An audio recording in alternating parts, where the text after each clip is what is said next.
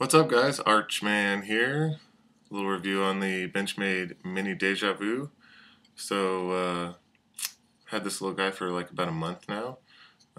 Not necessarily carrying it a whole lot. I've just kind of been toying with it at home for the most part, just trying to get the lock to seat a little bit better, which I pretty much have accomplished. When I first got it, it wasn't like if I didn't open it very hard, I could just pop it right back out. And now I've kind of it's pretty much perfect now. So pretty sweet. Definitely not a complaint because knowing a thing or two about knives, you just know that gives it that much more material against wear. So that's fine. Might not be so great if you don't know a thing or two about knives.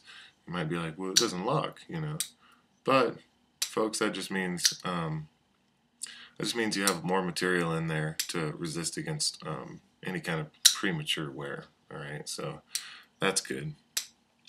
I was interested in this knife from the first time I ever saw it, which probably was when it was first introduced.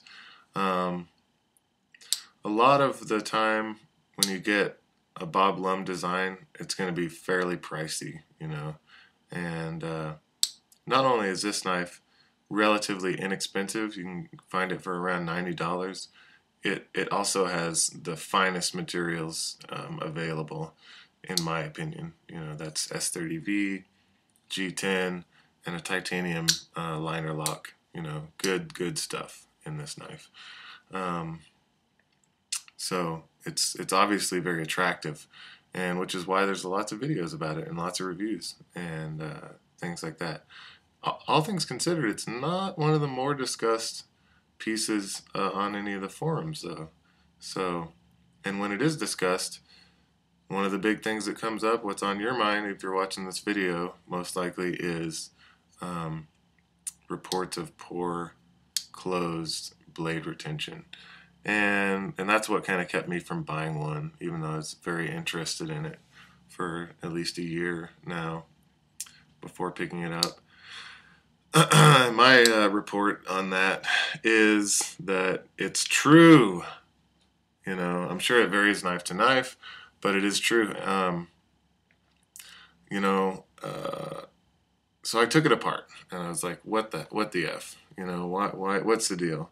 And the reason for this, guys, is that the hole in the blade, the actual detent for the ball to seat into, is way smaller than the ball is.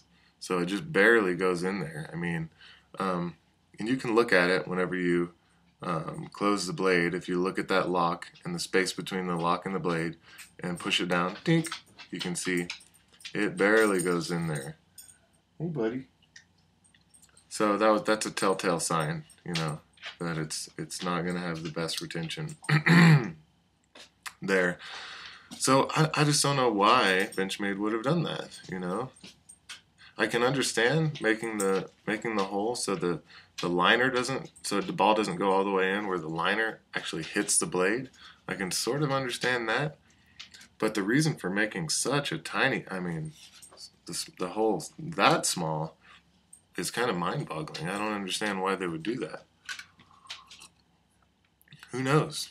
Who knows? Maybe it's the only bit they had 1,000 of, so they went with it. Who knows? And to make that size of hole, it boggles the mind. But so yeah, the close retention is poor. It's not great. It's not a huge deal because the knife is tipped down. So, gravity is going to try to keep it closed. But if it does pop open, I don't know, man. It could just stay open. But the good thing is, when you reach in there with a tip, up knife, if it does pop open, which it's unlikely because it's going to be against the seam of your pants, you could reach in and cut yourself, poke yourself, things like that to get it out when you get it out of your pocket. But with the tip down, it's way less likely. You know, I guess if you're reaching in your pocket for something else, your cigarette lighter or whatever, you could, you know, snag on that knife, and it's sharp as hell. You know, this knife came super sharp. So, but anyhow, um, those are just kind of the things on my mind with the poorer close retention. And when I say poor, I mean probably the least amount of closed retention of any knife that I've ever owned, which is probably 20, you know, different knives. So, but of course, all higher end, you know. But anyhow, uh, otherwise, guys, this knife is phenomenal. You know, if you're someone who's willing to tinker with a knife or send it away to one of these backyard knife mechanics like STR or somebody, get them to make that hole a little bit bigger. You do it yourself, however that works out. This knife has the potential to be like the best everyday carry knife that I know of. That's not breaking the bank. You know, obviously you can do better with more expensive knives, but for 90 bucks, man, this knife is awesome. You know, it just has lots of things that I really like. You know, a nice blade steel S30V. I mean, hard to beat. You know, all things considered. Tip down carry, which I really like a lot. Liner lock, which I really like a lot, and a titanium liner lock. It's not a must-have, but it is corrosion resistant. You know, and I mean that's how can you say that's a bad thing? You know, it's lighter, it's corrosion resistant, all these things. Um, just a great product, you know. G10, who doesn't like G10? I mean, come on. And the Spidey hole, for God's sake, best opening system ever, you know, in my opinion. So you get a lot of stuff with this knife, and just you know the way the handles are machined, all svelte and nice like, and just to talk about that, the fit and finish of the handle and just everything like that is perfect. You know, everything is perfect about this knife. Um, no sharp edges, nothing at all uncomfortable about this knife in the hand, in the pocket, anything like that. It's just a superior product.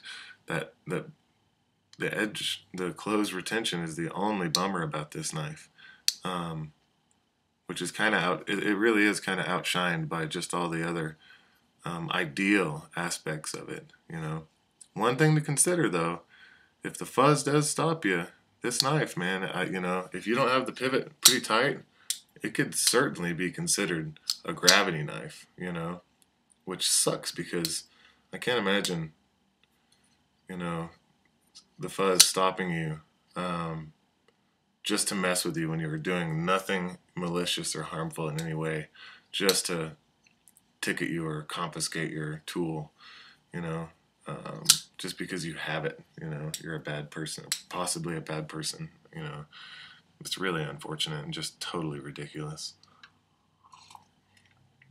You fuzz guys watching this, you know, look in the mirror and quit stealing, you know. Okay, so that's how that works. But yeah, guys, you know, for 90 bucks, this knife is hard to beat. You know, you know, I'm really torn between whether I want to keep it and you know try to drill out that little hole to make that closed retention better, or just flip it because that's you know digging away in my perception of what I like to have in my tools. You know. And I don't even want to drag out any other knives really to compare it to. I might do a comparison review with the paramilitary, even though these guys are pretty different knives. I might do that. But, so yeah, I got to wrap it up here, guys. You know, all things considered, if, you know, if you like the other things I'm saying about this knife and just what other people have to say about it, you know, try one out, man. It's a cool knife. It's a great piece of work, you know. But anyhow, thanks for watching. Palabra a tu madre. Questions, comments, concerns. Love it. Thanks, guys.